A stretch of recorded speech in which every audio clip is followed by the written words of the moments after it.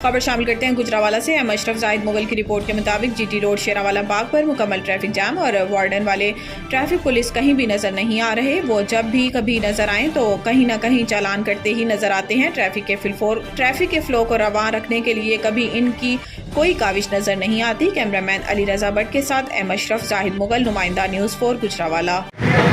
जहाँ कहीं भी ट्रैफिक जाम का सिलसिला हो वहाँ कोई भी वार्डन वाला नज़र नहीं आता।